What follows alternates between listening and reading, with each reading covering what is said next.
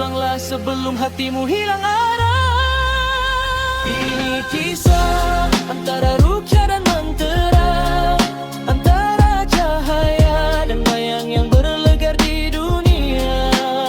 Jika sihir menjerat jiwa manusia, ayat Tuhan jadi bentengnya. Di antara rahsia yang tak terlihat mata, ada doa yang jadi senjata. Ini cerita yang jarang manusia dengar, antara Ruqyah dan Mantra. Assalamualaikum warahmatullahi wabarakatuh. Selamat datang kepada rancangan Ruqyah dan Mantra Podcast. Podcast ini dibawakan kepada anda oleh Miftah Al-Fat ataupun MEF Studios Private Limited. Mereka adalah syarikat reka bentuk dalaman in terms of kalau reka bentuk interior dan juga commercial.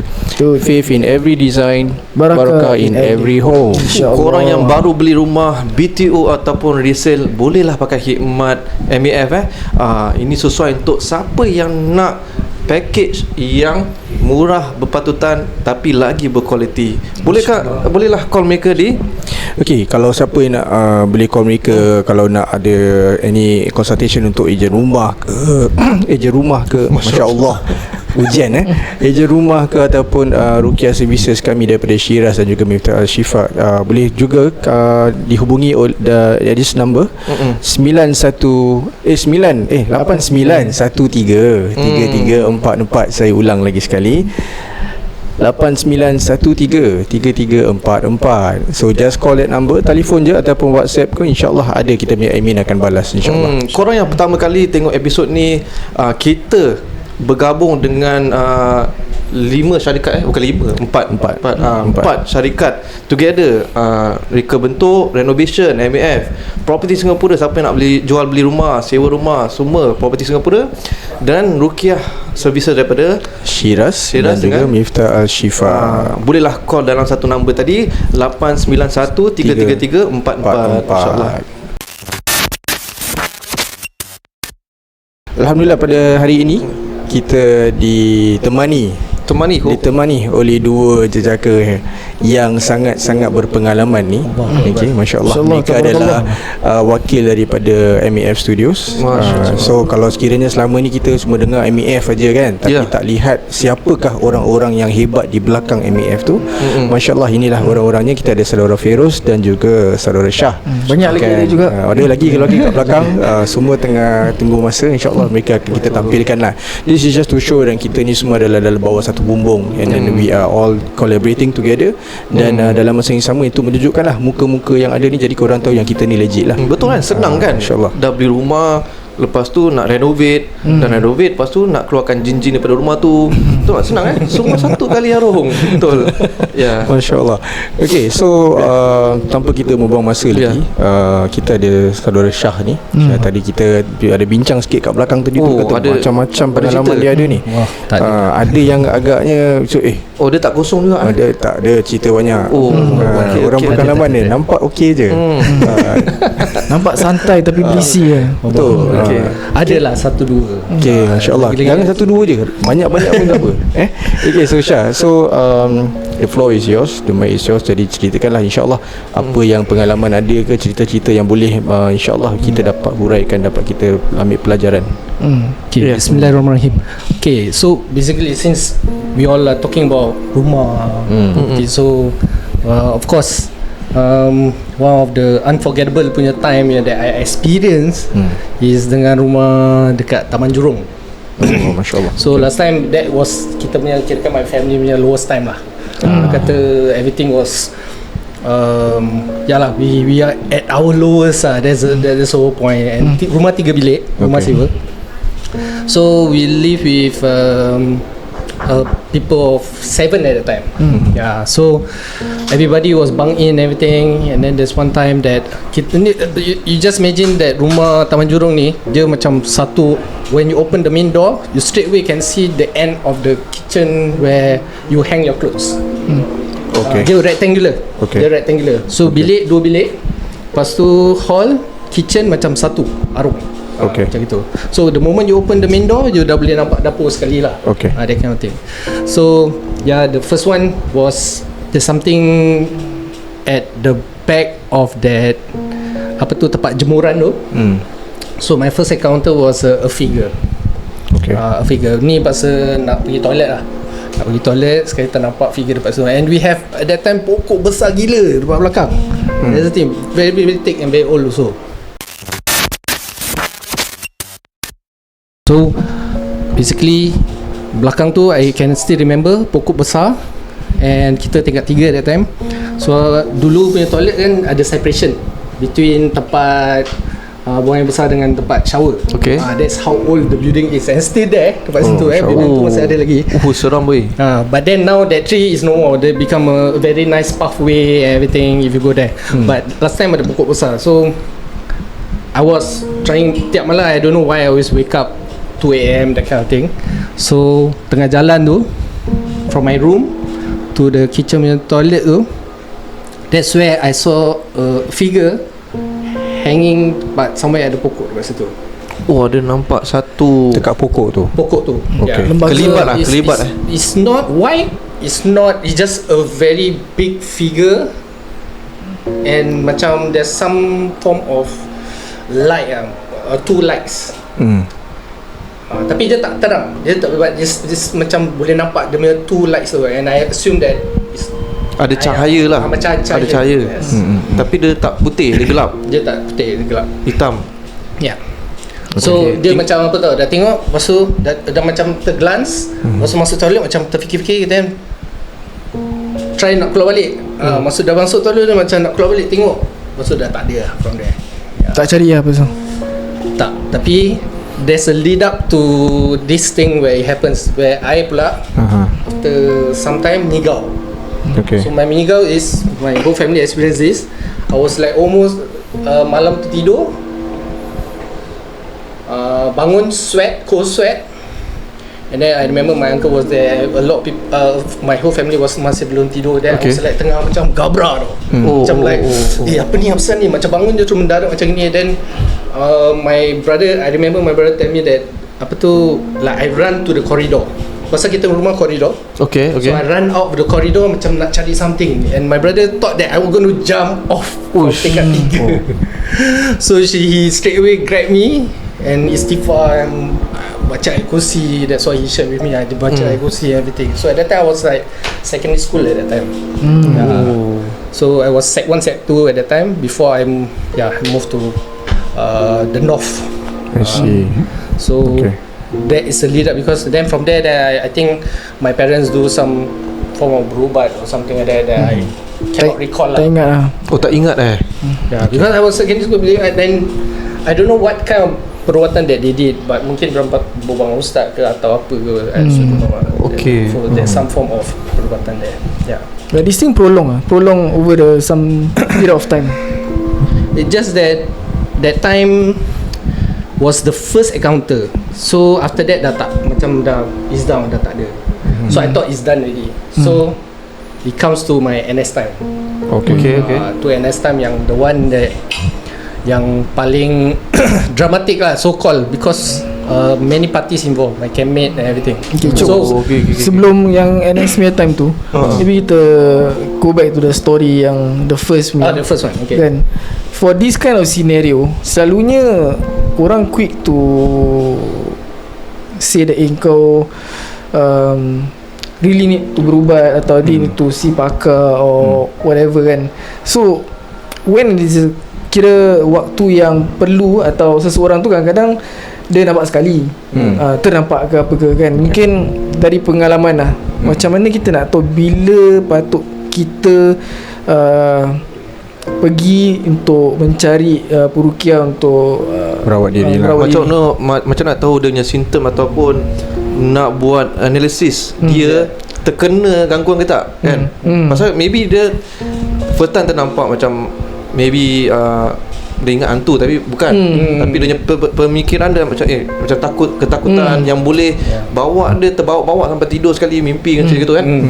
So macam nak tahu ada benda tu, orang tak nak fikir quickly benda tu kena gangguan, quick to dismiss atau too quick to act also lah.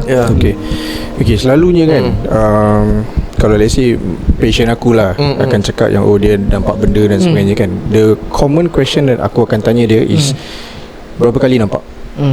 Okay, so if it's just a one-off thing, okay, if it's just a one-off thing, then itu pun dia nampak pun mungkin about less than 1 minute kind of thing, then boleh dianggapkan itu sebagai permainan mata lah, ujian lah. Okay, nothing to be concerned about. So yang penting is aku akan tanya, okay, bila nampak tu buat apa? 1 minit lama tau nampak benda. It can be the momentarily at the point of time. Mungkin orang tu akan froze ke, kan, terkejut kan, kau benda bukan selalu kita nampak hari-hari kan. So macam terkejut gitu, habis then you froze there. It may be like maybe a few seconds, but that could be the longest time for that person, betul right? So selalu akan tanya berapa kali nampak. So bila dah nampak tu buat apa? Because aku punya concern is apa yang dia buat lepas dia nampak tu. Adakah dia istighfar, adakah dia baca Al-Fatihah ke apa dah. Tapi usually orang akan cakap dia tak boleh cakap apa-apa, dia tak boleh terbaca apa pun. Ataupun most of the time is either diorang terus lari pekik and that's it. In my case, sorry to pause. In my case, I was inside the toilet for quite a while now. Pasal tengok Panadol, tak tahu nak buat apa lah. I was like trying to close the door dan tak tahu nak buat apa. I think a good 5 minutes or 10 minutes. I mean that's a normal human reaction normal human behaviour kan. So itu bukan benda yang kita nak mempertikaikan apa. Kalau aku kena pun maybe I will just froze for a while, you see. But then yang paling penting kat sini adalah how many times you see it. If it's just one of thing, maybe kau dah tinggal situ dah lama, tapi itu satu kali je tu yang kau nampak. So maybe that is a test, ujian yang Allah nak berikan pada kau lah. Okay. Secondly, aku akan tanya, adakah kau seorang je yang nampak? Kalau let's say dia kata that is a one off thing, tanya ahli keluarga lain ada nampak tak? Okay, if let's say diorang kata nampak ke tak nampak, but again same question, how many times? Kalau semua berbeza-beza waktu, then it's just one off thing that it never happen again, then maybe we can conclude that mungkin pokok tu memang ada hal lah. It's not korang lah. Okay, but then if it's only you yang nampak, and dalam ramai-ramai tu you seorang yang kena ganggu, dalam ramai-ramai tu you seorang yang terganggu dengan pokok tu, lain semua orang tak ada rasa apa-apa, tak ada nampak apa-apa, then followed by mungkin you tak boleh tidur, you mimpi yang bukan-bukan, you mimpi yang buruk-buruk, mimpi hantu dan sebagainya kan, and it's a prolonged period of time, and then perhaps you can I can suggest that you pergi cari rawatan, because it is not normal for someone untuk nampak benda ni selalu. Yang kedua, selalu diganggu dalam mimpi ataupun susah nak tidur, and then sampaikan it terjejas kehidupan seharian. So because it will not only be because of gangguan nampak ni, it could be because of trauma as well. Jadi ruqyah tu bukan kita sekadar untuk address dia ni nampak means dia ada gangguan, dia ni selalu mimpi-mimpi ada gangguan. Tak, kadang-kadang the trauma that you felt, that you experience at that point of time, kalau tidak di-address, dia akan jadi satu gangguan jugalah. Kan, it's a mental kind of thing, it's a spiritual kind of thing.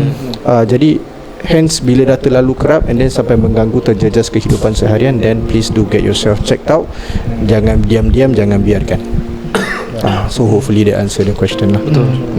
Dan kalau diorang belum sempat cari peruqyah, apa yang diorang boleh buat? Good. This is a very good question. Okay, so first and foremost, it's a good thing that you brought this up. Sebab tu aku tanya bila nampak tu baca apa, apa yang you all buat kan. So the most important thing here is that kita jangan terus cari manusia dulu. Okay, so what we can do is that kita, this is easier said than done. I have to put this disclaimer first. Benda ni senang untuk kita cakap, tapi nak buat tu is a different story. Because dalam keadaan ketakutan, dalam keadaan tak tahu apa yang kita nampak ni, dalam keadaan yang kita nak baca pun kita tak boleh baca, first and foremost kita cuba sedaya upaya untuk tenangkan diri. Means you just calm yourself down, istighfar dulu, astaghfirullahalazim. Tapi astaghfirullahalazim tu jangan laju-laju lah, because that will just increase your anxiety even more. Sometimes you just have to put your hand to your chest this way, astaghfirullahalazim, astaghfirullahalazim. You try to calm yourself down, because bila you are calm already, then that is where you are able to think clear. Okay, then lepas tu kita akan baca Al-Fatihah, Ayatul Kursi, 3 kul. This is if you are calm enough to read. Kalau tak pun cukup sekadar Allahu Akbar, Allahu Akbar, Allahu Akbar, Allahu Akbar. Just sebut je nama Allah dulu. Okay, once you're calm ready, dah back to normal, dah boleh jalan, dah tak kejung and everything, right, then take yourself a glass of water. Okay, dalam keadaan apa pun, okay, marah, sedih, terkejut dan sebagainya, take a glass of water, baca Al-Fatihah, Ayatul Kursi 3 kul, tiupkan kepada air itu. Lepas tu selawat Allahumma salli ala sayyidina Muhammad wa ala sayyidina Muhammad 3 kali, lepas tu minum. Dengan air itulah insya-Allah kita dapat redakan perasaan takut dan gemetar tu. Dalam masa yang sama kita tahu bila kita baca 5 ayat ni insya-Allah kita okey. So this is what you can do on the interim first lah. Okay, kalau sekiranya ada yang orang dalam rumah, kalau you yourself cannot read, then benda ni harus orang semua tahu dalam rumah tu, at least get a family member to do it for you. At least ada juga yang boleh bantu untuk tenangkan dan sebagainya. But if you happen to be alone, jangan kancang dulu. Don't rush into trying to get things done. Calm yourself down first. If you need to leave the house, by all means keluar dulu. Remove yourself from the environment first. Kalau you need to leave lah.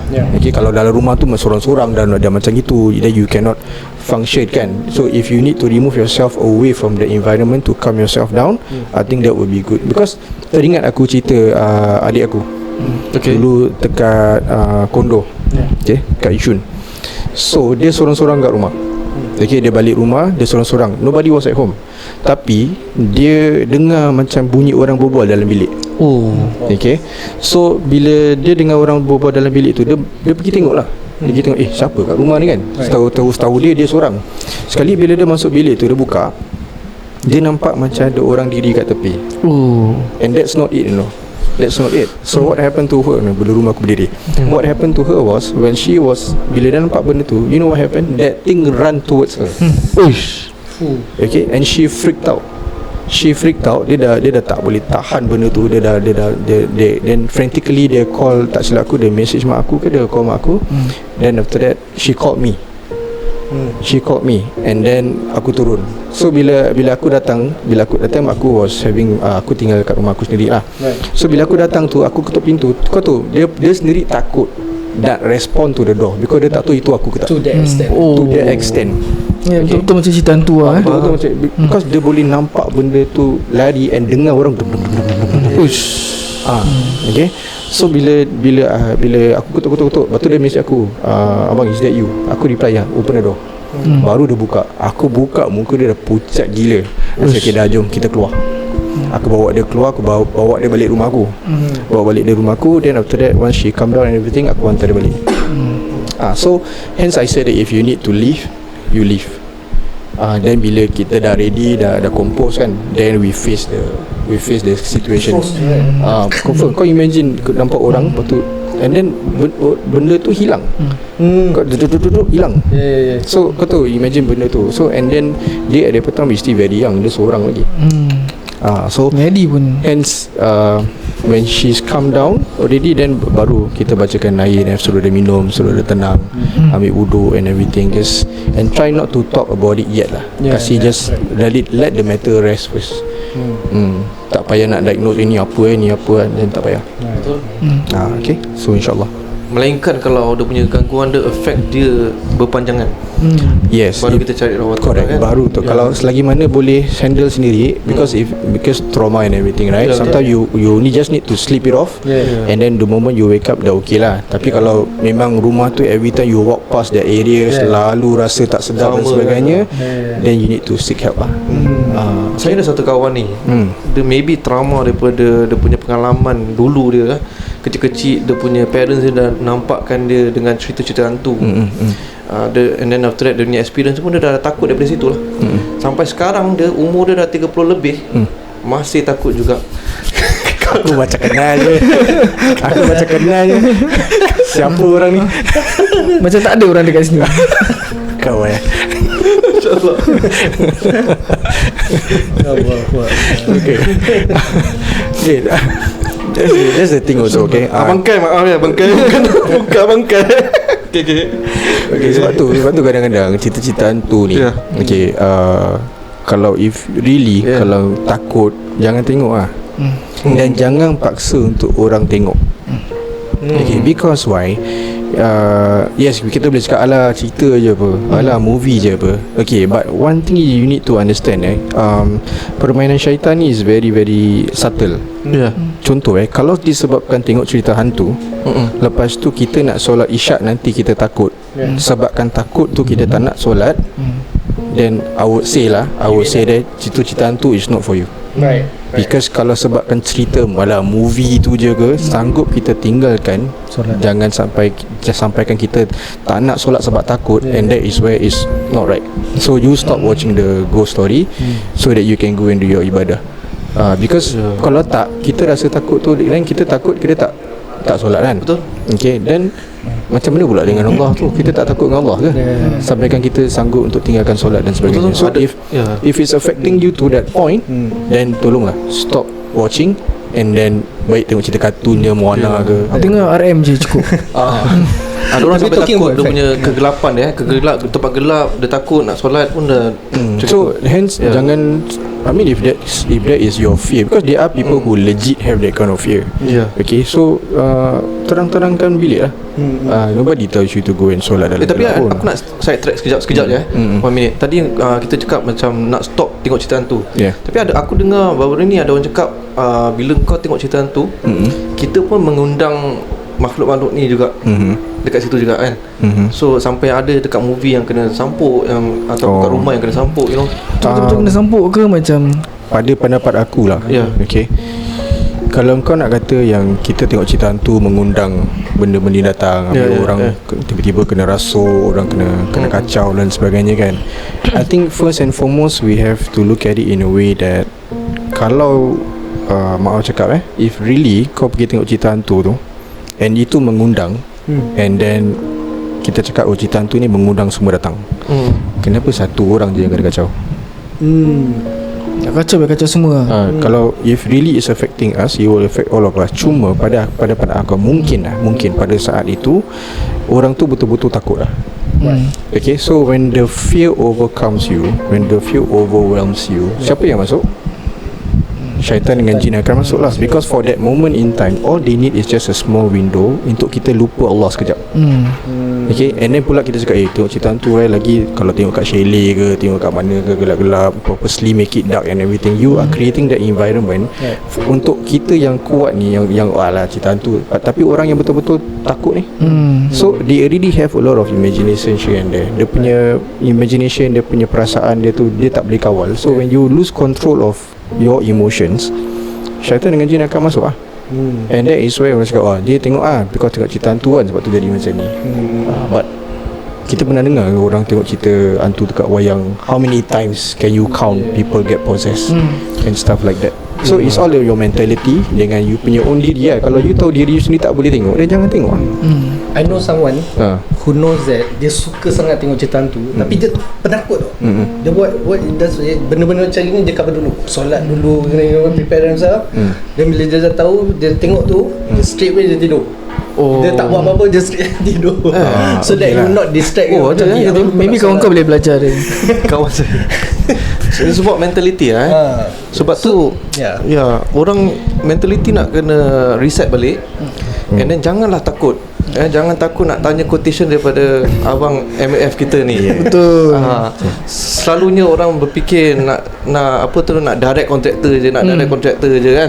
Selalu direct contractor murah. Tapi dia punya mentality nak kena reset. Betul. And MAF ni dia punya package berpatutan. Betul insyaAllah. So kita berbual sekejap lah sebelum kita pergi second story about abang ni. Nanti aku nak dengar juga cerita dia NS lah. Bila NS tu kita dah maybe cerita dia lagi hangat kan. Tapi boleh tak you berbual sikit tentang MAF ni, dia punya package, why dia lain daripada renovation company ataupun similar to direct company macam tu. Okay, so for us, kita tak suka bandingkan diri kita dengan macam direct contractors atau apa nama dia interior design yang lain. So pada kami kan, services yang kita offer similar je. Kira actually direct contractors atau IDs sama je, semua offer the same thing untuk mengubah suai rumah mereka. Tapi for us, apa yang kita kedepankan ialah keperluan seseorang individu tu atau the family itself, keperluan hidup kan, cara diorang punya lifestyle. Because kalau diorang jarang dekat rumah, buat rumah lawa-lawa pun membazir lah kan. So kita ada different tiers of packages.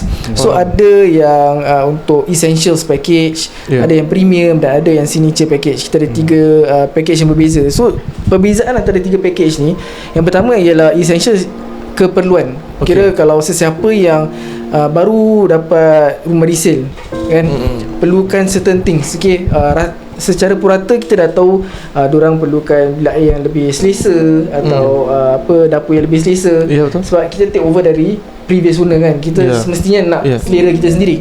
So kita dah tahu ni keperluan, biasanya orang akan buat ni. So ini ada dalam essential package kita. So dengan itu, kalau diorang ambil essential package, cukup insyaAllah, termasuk painting semua, untuk diorang pindah rumah terus. Jadi tak payah macam, kalau diorang tak tahu, tak ada idea atau nak buat yang basic minimum, bare minimum.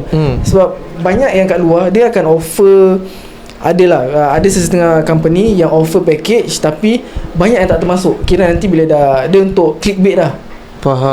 Jadi bila dah saya nak ni lah, ni misal kata berapa belas ribu lah kan, bila dah sampai, ni tapi ni tak termasuk ni ni tak termasuk ni. Yang tak termasuk tu actually perlu dimasukkan, tapi hidden cost dia lah, in a way lah kan. Jadi for us, kita dah termasukkan semua. Kira kalau dia ambil package, tak ambil benda lain pun, InsyaAllah boleh pindah.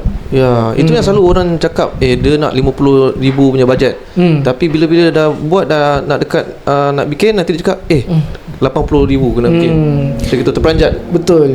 And for us, kita tak suka tanya bajet. Terus terang, kita punya company, kita have this understanding, kita tak suka tanya bajet klien, melainkan diorang sendiri yang nak beritahu lah. Sebab kalau kita tanya, nanti ada kita akan nampak macam kita nak kejar bajet tu.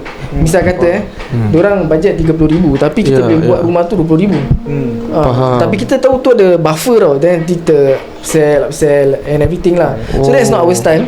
For us, kita kedepankan apa-apa yang diorang nak tanpa mengetahui bajet mereka. Diorang nak rumah macam istana ke apa ke, tak kisah, kita akan list down everything. Dan dari situ diorang tahu the full details of what they want. And dari situ juga diorang boleh buat pilihan, sama ada diorang nak keluarkan ni atau maintain apa yang perlu untuk diorang. So diorang boleh customize lah with full transparency, insyaAllah. So saya nak add on sikit lah, sebagai agent jual rumah jugalah. Saya jual rumah, banyak rumah So yang tak tahu kat luar sana, ada rumah betul-betul susah nak jual punya. Walaupun rumah dia cantik macam mana pun, built-in dia banyak, dia punya perabot dia banyak, tapi susah nak jual pasal yang membeli tak suka cita rasa yang penghuni rumah yang sekarang ni. So kalau you bikin direct contractor, you ikut perasaan atau desire nak bikin, tapi you tak tahu benda ni orang lain kebanyakan yang tak suka. So ada yang rumah lawa tapi tak boleh jual sebab dia bikin kehendak suka hati dia je. Tapi kalau ikutkan MAF juga, MAF akan kasih advice apa yang bagus. Kalau you nak tinggal situ sementara you boleh pilih design macam gini.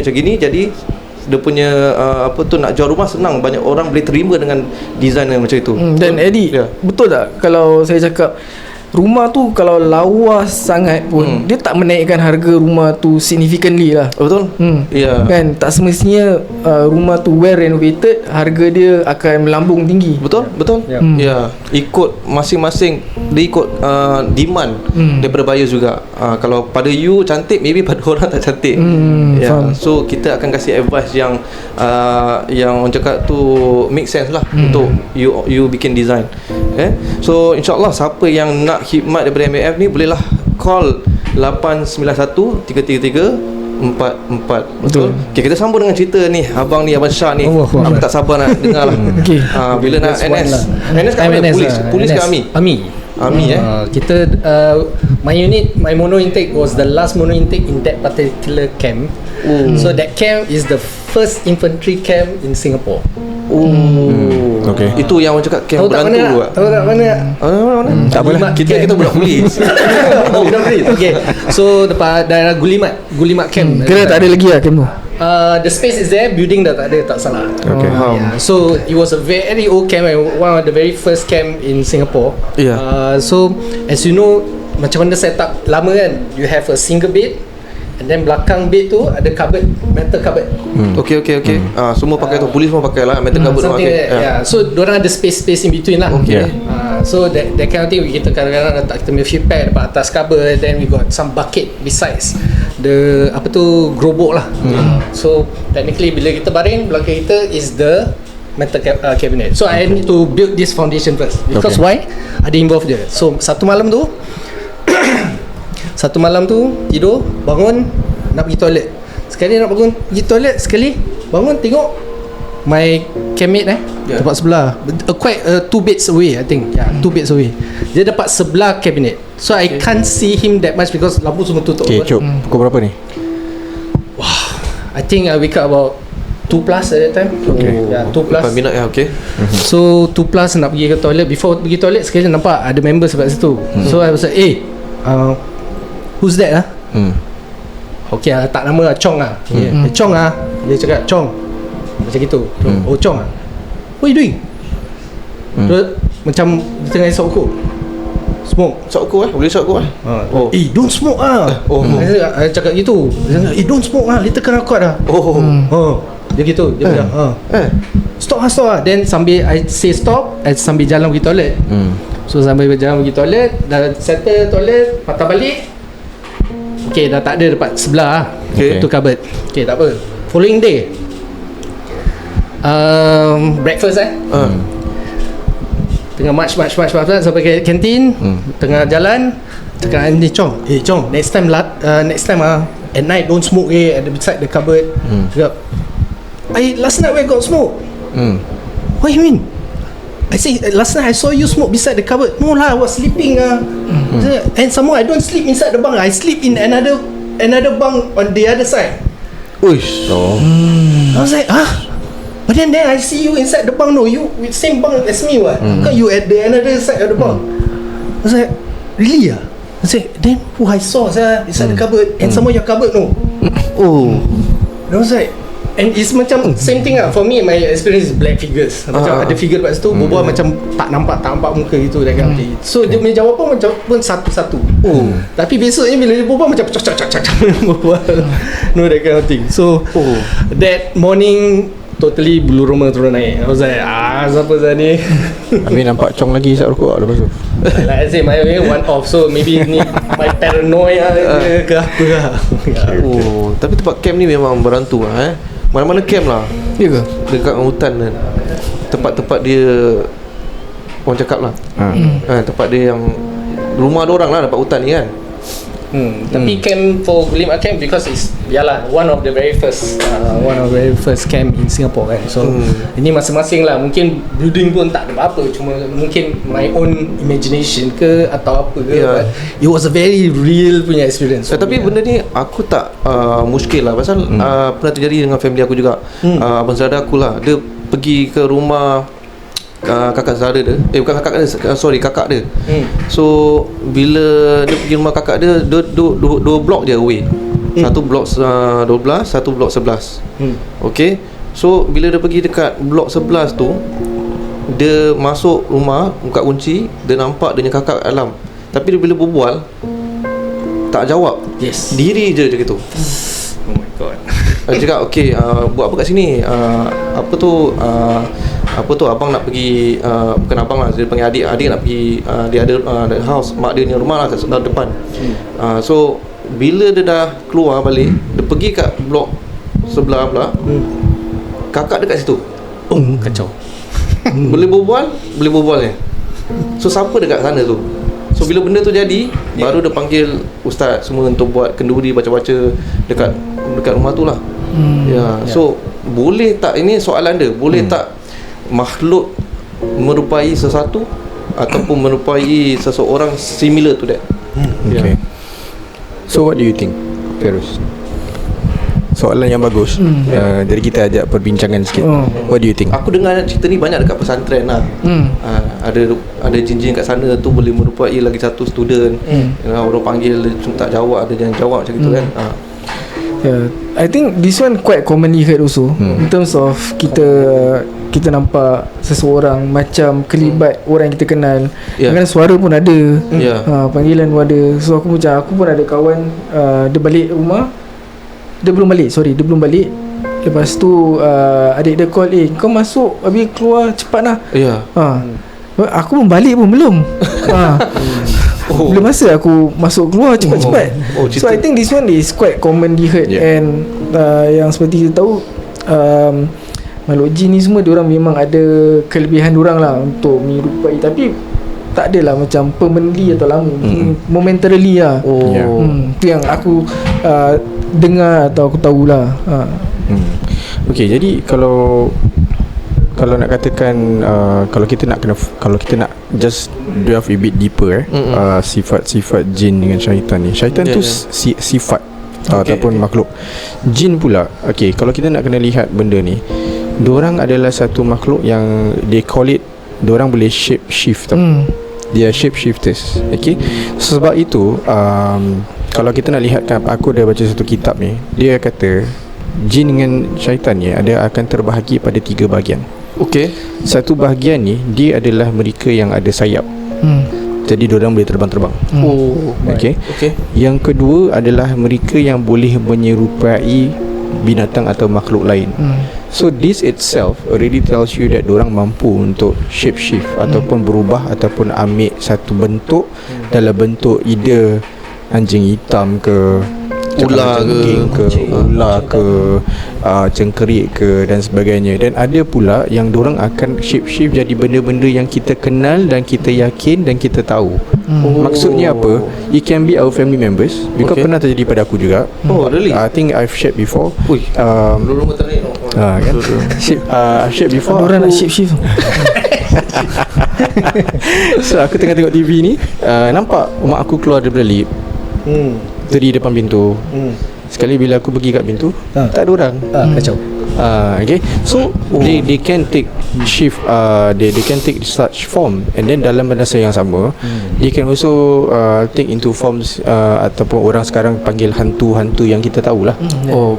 Yang pontianak lah, poncolong dan sebagainya. Ikut kaedah daerah dan kepercayaan masing-masing. Sebab tu Melayu je ada ni tu. Ada pocong semua. Melayu je ada. Because if you were to ask a foreigner yang tinggal western datang Singapore, diorang cakap pasal gula-gula, pasal pocong, pasal pontianak, kan orang tak faham.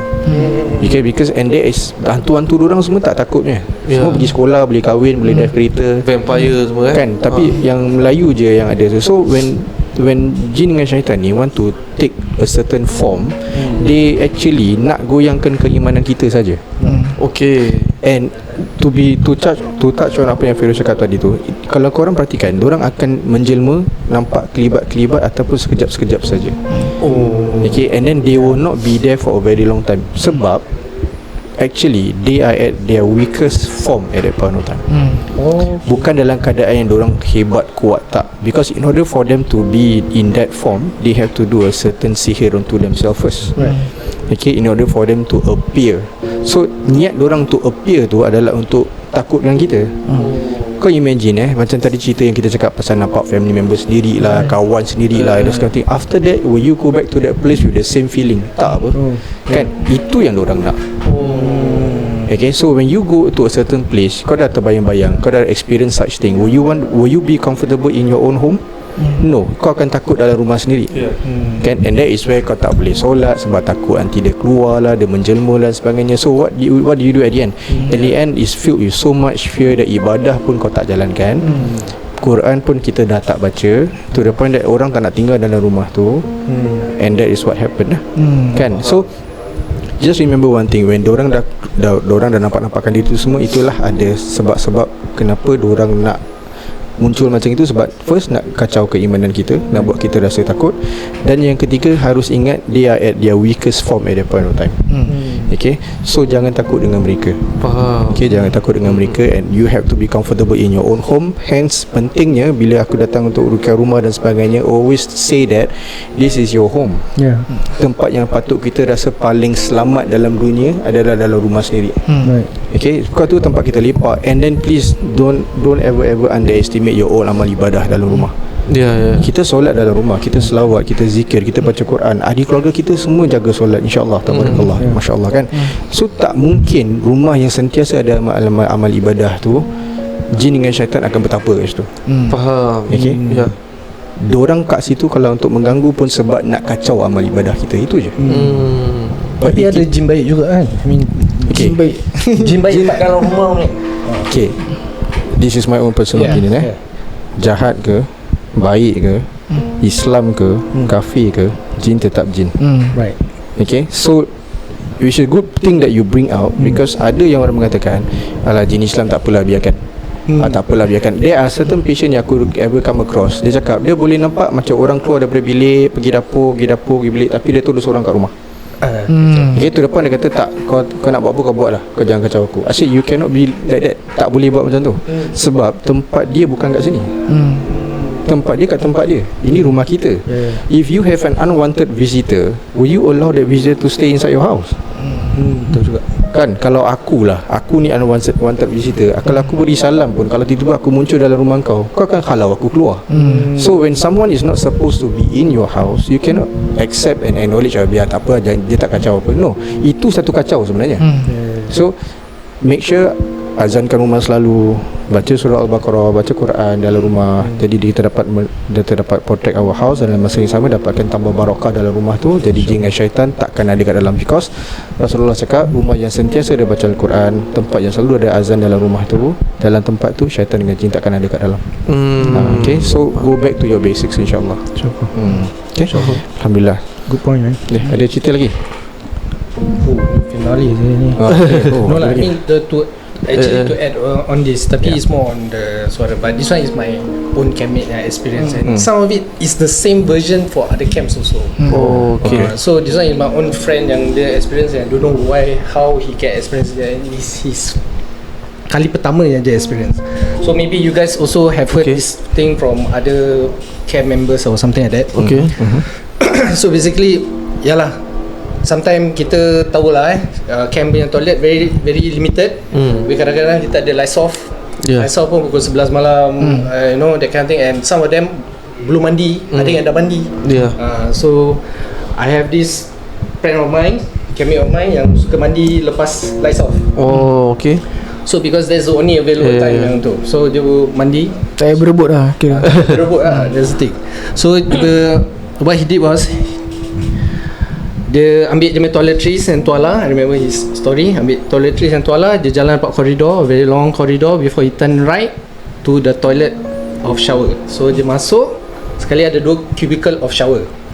So 2 cubicle of shower, dia tengok satu lock, satu available. So dia masuk, dia straight away dia macam ni lah, macam siapa lah tengah shower, something like that lah. Dia cakap okay, letak lah nama dia, tak tahu nak letak nama. Meon lah, Meon. Meon lah. Meon lah. Oh, Meon lah. Okay. Lepas tu dia masuk, dia pun yalah, dia cerita macam hari ni rabak training macam gini. Lepas tu dia menjawab macam gitu tau, sepatah-sepatah.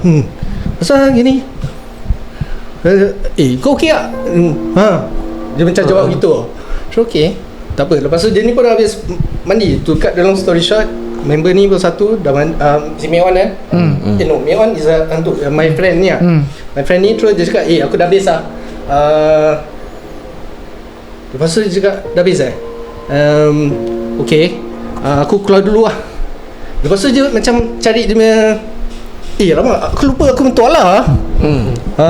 Aku lupa aku mentuala, dan aku nak pergi lah. Terus dia keluar dengan suara basah dia, yang suara hitam shorts kan. So dia keluar macam itu je lah. Dia keluar jalan koridor. Lepas tu dia dah buka pintu, si Meon tu tengah tidur tepat depan pintu tu. Uish. Dia cakap Meon, kau buat apa dekat sini? Tak ada, aku nak pergi toilet, aku nak kencing. Dia cakap nak kencing? Dia cakap tak ke, tempat dulu, kau masuk balik. Dia cakap kau masuk balik. Lepas tu member ni ambil tuala, dia patah balik. Dia berani sikit, dia patah balik, dia pergi toilet, dia bersihkan ambil je toiletries. Lepas tu dia cakap dengan si Meon ni, Meon, aku dah ada lagi make on tu dalam. Ada lagi make dia on. masih lock tu tempat pergi buka tu. Okay. So the thing is that dia cakap, Meon, aku jalan dulu lah, kau lambat lagi kau nak jalan dulu ke atau kau dah tahu? Kau faham tak? Dia punya punchline. So yang betul yang mana? Uish. So pasal dia bilang si Meon yang dapat dalam bank tu, pasal dia dapat pintu je buka, dia dapat si Meon. Dia cakap, Meon kau masuk balik, masuk balik. Jadi yang kat dalam toilet tu menon. Tapi like I say, ni ada banyak version. This one not my experience, but my friend, my campmate experience. Tapi legit kita tak tahu lah. Terus cakap bohong Bohong dia lah. Lepas ni semua dah takut nak pergi NS lah. Tapi kenapa kita selalu dengar juga cerita ni kat camp lah, kat every time macam pergi excursion, pergi hiking ke apa, atau pergi outfield lah. Kalau diorang outfield lah, kita tak ada outfield kan. So diorang akan ada cerita-cerita gini. Is it really folk tale ke, atau macam betul-betul terjadi, atau kenapa waktu ni yang diorang selalu alami benda-benda gini? Kalau macam hari-hari biasa kat luar mungkin jarang kita dengar, tapi kalau nak dengar pasal cerita tu mesti pasal kat camp, dekat outfield, that kind of things. Tak, what do you think? Tak tahu lah, maybe pada aku lah, pada aku macam tekanan bila go through daripada NS punya training sah. Pasal dulu aku polis kan, everyday kena macing, kena marah, kena pergi. Polis relax ke apa? Tapi aku punya strict lah, aku dah dulu benda-benda semua dah, pasal banyak komplain kan. Dulu tak ada komplain, kena sebat-sebat. So bila hari-hari dah go through everyday yang kau tak pernah go through kan, and then after that kau penat lagi, aku will go through benda yang orang cakap tu hayalan yang tiba-tiba muncul. Macam aku tidur, tiba-tiba ada orang malam orang macing. Semua tidur, aku bangun, semua tidur. Takkan malam pukul 2 pagi orang macing. So aku tidur balik lagi, aku dengar orang macing, ada berbual, kiri kanan macam gitu lah. So bila aku tengok, aku keluar, tak ada orang. So maybe aku tell myself, maybe aku terlalu penat. Kena bawa macing kau dalam tidur. Pasal dia tak ada macam impact aku, gangguan daripada segi apa tu, dalaman lah. Aku cuma besok bangun tak ada apa-apa. Benda ni besok aku tidur ni tak ada apa-apa. Next month maybe ada 1-2 kali dah, tapi dia tak berterusan lah. Maybe gitulah kan. Tapi orang kena kacau memang ada orang kena sampuk kat camp tu. Pasal tempat yang camp polis ni berdekatan dengan hutan. Diorang pun mulut celupa. Kadang-kadang diorang gurauan pun gurauan kasar juga. Sampai benda ni maybe tak happy, diorang memanggil ke apa, jadi satu gangguan, cabar gangguan lah. Could it be macam a mild punya PTSD? Could be like that? Is it? Can I put it that? Psychological mild kan? Macam diorang after dah go through certain trauma or something like that, then it could be an effect lah, orang kata. Okay, pada pendapat aku lah, okay, personally I think first and foremost kita nak kena faham satu, let's look at the logical sense first. Selalunya tempat-tempat ni dorang dibina atas tapak apa, kan? Sometimes is hutan yang nak kena clear, ataupun mungkin tanah perkuburan lama dan sebagainya kan. So in a sense that when you know that it is around that environment, that kind of area, pastinya akan ada kesan-kesannya. Okay. So tapi apa yang aku nak bawa kita dekatkan diri kita ni adalah bukan untuk takut pada tempat tu. Okay, because if you want to talk about it, mana-mana pun orang ada apa, right? So why is it only specifically in these places that kita akan dengar cerita-cerita macam ni? Because sometimes macam Feroz kata, is it folklore? Adakah cerita dongeng, cerita rekaan semata-mata just to spice things up, just to create some orang kata activity yang kita boleh ajak bincang, kita boleh berbual, some excitement sikit lah, excitement to it, just to maybe naikkan semangat ke, whatever it is lah kan. But at the end of the day is, does it really matter tempat tu macam mana ke dan sebagainya kan? Because sometimes macam kita dah go through training and everything, right? How much do we really jaga kita punya solat? Macam mana kita dapat jaga solat kita? do we really take care of our own cleanliness? Hygiene kita jaga tak? Baju kita cuci tak? Oh, kacau You see all this kind of thing kan. So benda-benda macam ni, bila baju kita kotor dengan penuh keringat, peluh dan sebagainya, habis kita tak cuci betul-betul, ataupun kita tak really take care of our own hygiene kan, benda tu akan mengundang apa, memang syaitan dengan jin suka. If you all want to know, tempat dalam rumah yang di mana kita tak perlu tunggulah sihir ke, tak perlu tunggu ain ke, hasad ke, jin suka duduk kat mana dalam rumah? Toilet. Tu memang tempat dia kan. Selain daripada tu, Tong sampah. okay, sampah. Selain daripada tu, Selain tempat kotor. okay, tempat kotor yang dalam rumah tu, rumah kita takkan kotor sangat kan, tapi apa yang boleh dikatakan kotor sikit lah? Belai lah. Dapur. Dapur. Tempat kita letak laundry lah. Laundry area. Kita punya laundry tu dengan peluh kita, dengan baju yang belum cuci. Betul kan. Sometimes it really depends on household tu macam mana. Kadang-kadang baju tu everyday orang cuci, jadi bakul tu sentiasa kosong. But there are also days whereby if let's say busy, then baju kotor bertimbun, and that is where kita punya peluh, kita punya apa is dirty, right? Itu yang akan mengundang. So periuk-periuk punya so sink. your dishes you tak cuci, sampah you dah penuh, dah bau, you tak bersihkan, you biarkan the thing inside your house and everything. So itu semua mengundang. So tempat-tempat yang kita pergi ni, in terms of training wise, NS ke apa ke dan sebagainya, is take care of our own cleanliness lah. Take care of our own hygiene. Kita jaga diri kita, kita jaga solat kita sentiasa. Jangan lupa ayat pelindung diri. Jangan sentiasa jangan lupa untuk berzikir, untuk selawat, untuk baca ayatul kursi dan sebagainya. When you do your necessary protection, selain daripada itu, Allah akan uruskan, Allah akan lindungi you. Kalau sekiranya terganggu pun, contoh macam you wake up in the morning nak pergi toilet, nampak kawan tengah isyak rukuk, tapi sebenarnya itu bukan kawan, that is your ujian lah. Kan, again, ingat tak tadi kita bincang pasal apa? When you nampak benda tu, you buat apa? What do you do after that? Okay, so adakah kita nak magnify this thing, takut benda tu, takut, tapi kita tak baca ayat kursi, kita tak baca Al-Fatihah, tak baca 3 kul, right? So always come back to what you can do to manage first. So to be honest, kalau orang tanya aku, time aku dulu dekat polis, during my regular time, aku don't go through anything, and my bunkmates don't go through anything.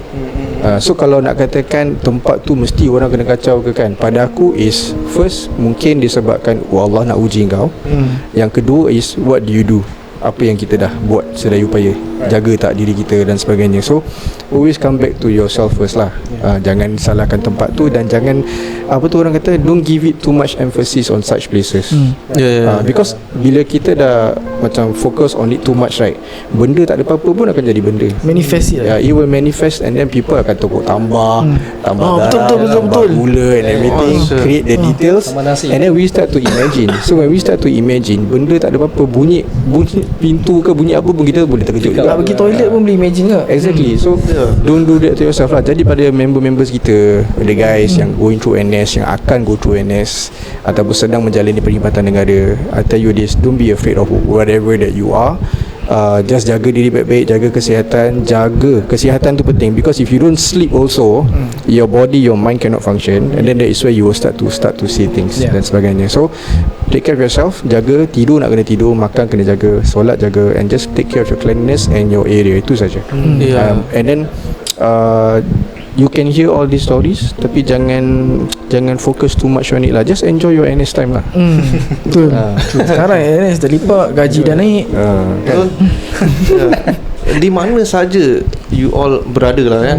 Kalau you all practice macam tadi you cakap lah, you cahayakan rumah you macam syurga, you know, solat selalu kan, gangguan tu tak akan selalu impact to you and your family kan. Right, so that's a very good thing yang kita nak tukar mindset dia lah. This is basic things lah. Aku jual rumah juga, nanti mesti ada orang cakap makcik-makcik tak nak lah kat Jurong West ni berhantu, tak nak dekat Woodlands ni berhantu. There is specific location yang tempat tu berhantu. Padahal semua hantu mana-mana dia. Cakap, jiran saya tinggal kat situ, saya punya kawan tinggal kat situ, jirannya cik tak ada pun mengalami macam ni. So it's not the specific place, it's how you make your place tu become a place where untuk beribadah lah, macam tu kan. You find peace in that place lah. Find peace in that place. Kan. InsyaAllah. Alhamdulillah. Okay. So ada lagi cerita? Tak ada. Alhamdulillah. Thank you lah Abang Syah Terima kasih for sharing.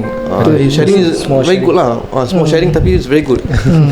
Nampak macam common, tapi actually it's something that rarely being discussed. Orang sekat cerita-cerita je, tapi cerita nampak kat sini, nampak kat sana, kat camp ni, kat camp tu, tapi we never really talk about how can we prevent or manage this when it really happens lah. Betul. I think it's always important for us to first, tadi kita belajar kan, we just consistently we remain calm. Tenangkan diri kita. Kalau kita need to remove ourselves from the environment, we remove ourselves first. Bila kita dalam keadaan tenang, dan mulalah istighfar, ingat Allah, paling sikit pun Allahu Akbar, zikir dan sebagainya untuk tenangkan diri. Hence, it's very important, aku pernah cakap ni pada episod lalu, kita zikir tu, kita sebut nama Allah tu untuk mendapatkan ketenangan, bukan untuk melawan, bukan untuk kira macam fight back or just to go against it. Kita cari ketenangan tu dulu, dan lepas tu baru kita boleh lakukannya apa yang patut kita lakukan seterusnya lah. Amazing takeaway. Seriously. Okay.